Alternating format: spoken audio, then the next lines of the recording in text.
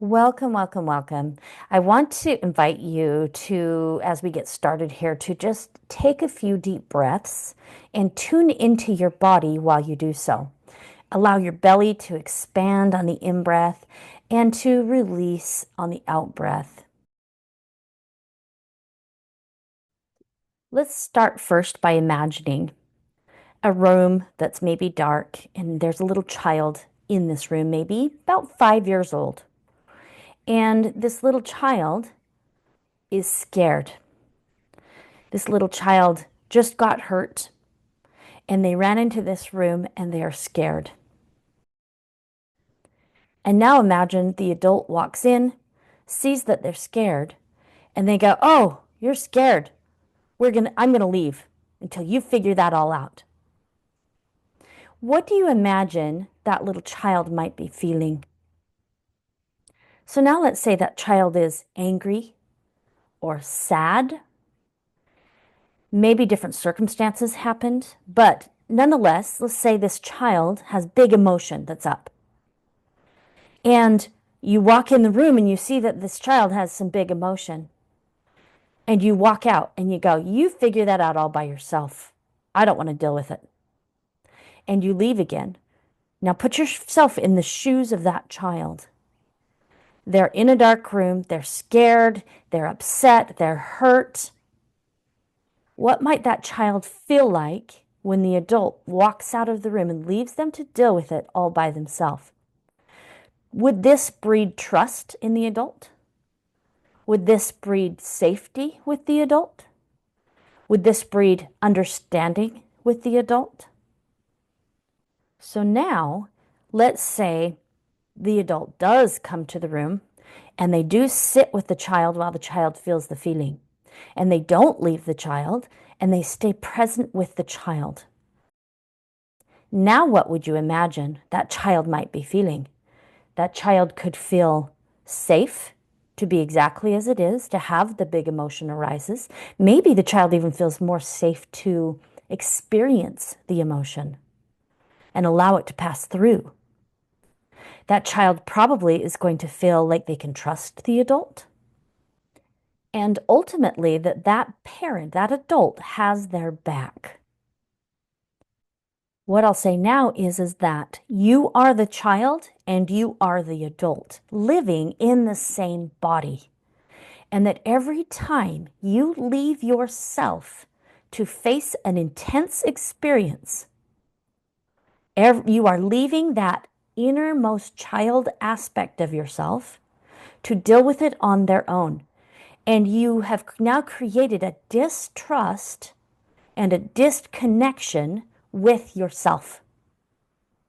So now, why is it that we oftentimes leave ourselves when we're dealing with intensity? I think one of the big ones that I've seen over and over and over again is that we have been taught from the time we were little that it's not okay to feel, to have big emotion, to allow that emotion to pass through. That's a really big one. But underneath that is a belief or a mindset, or what I like to call a story.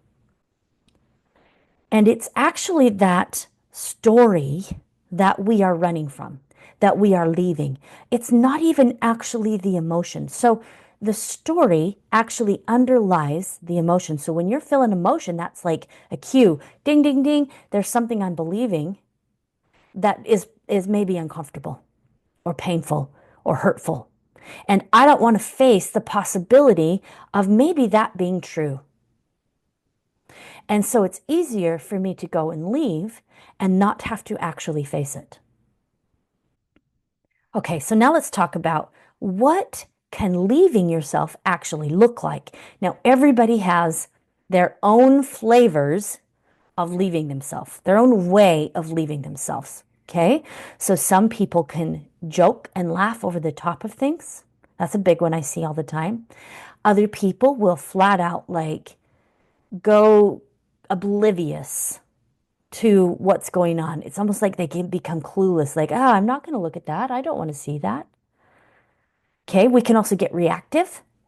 We can get like forceful, controlling. We can fight.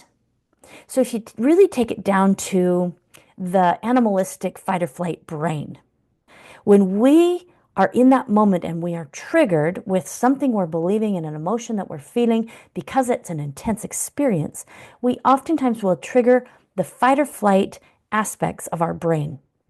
And in fight or flight, we have access to only 4 behavior patterns. Those 4 behavior patterns are: 1, we can fight; 2, we could flee, run away, get out of there, which is a lot of people do, and they have their own methods of fleeing. 3, we can faint, which is like we go really extremely passive. Or we can freeze, which is like deer in the headlights. I don't know what to do. I'm frozen. I can't do anything. Okay. Those are the 4 things we have available to us when we're in fight or flight.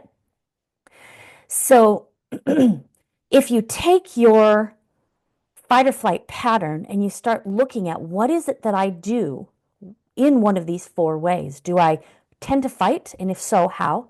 Do I tend to flee? And if so, how? Do I tend to faint? And if so, how? And do I tend to freeze? And if so, how? And if you'll go to that depth and that level, you'll see exactly what you do to leave your inner child, to face this intensity by themselves.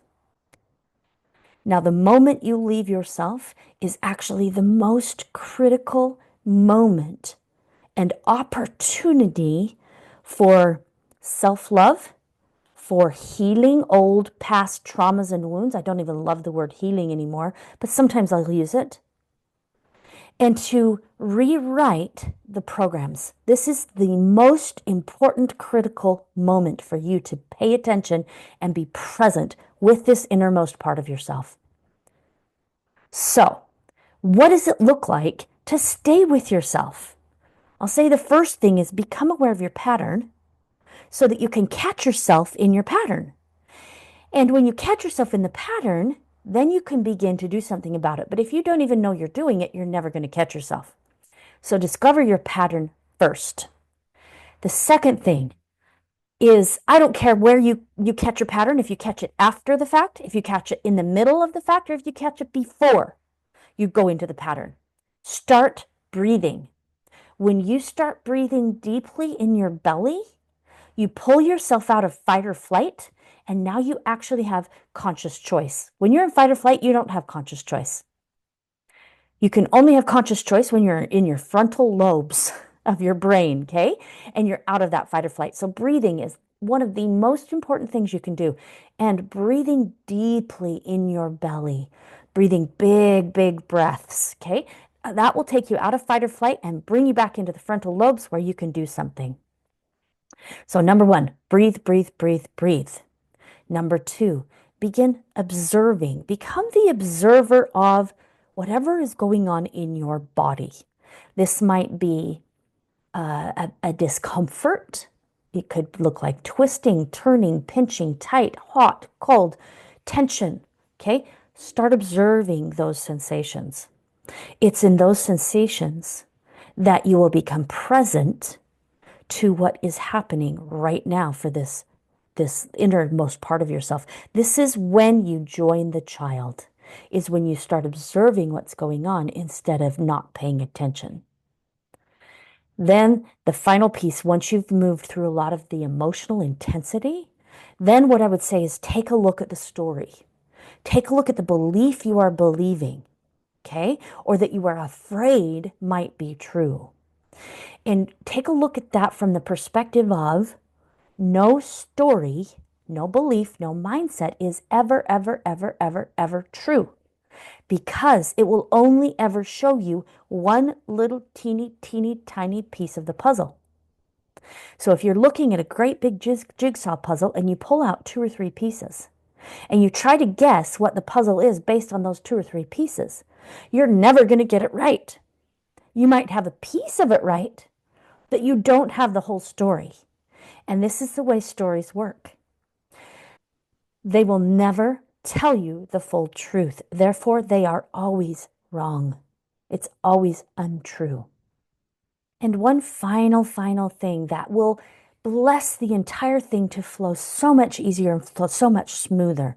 And that is as if you approach yourself, approach this innermost part of yourself that's experiencing this intensity with kindness, softness, and love. We can transform best in an environment of kindness. If we are not kind, we will reinforce that we are not trustworthy. So be kind to yourself. This is one of the most important aspects of this if you want to transform this pattern. Now, why? Why do we want to stay with ourselves when it's so intense? When it's so uncomfortable to do so? Staying with yourself is probably the greatest act of self-love that I currently know about. And what is self-love going to do for you? It's going to change every single one of your relationships, including the relationship you have with your body, with your money, with your spiritual source. This is going to change every single relationship you have in your life because everything outside of you, I don't care what it is that's outside of you, is a mirror reflection of what you are doing to yourself. So when you love yourself, when you're kind to yourself, when you stay with yourself, that's when everything in life begins to change. So good luck.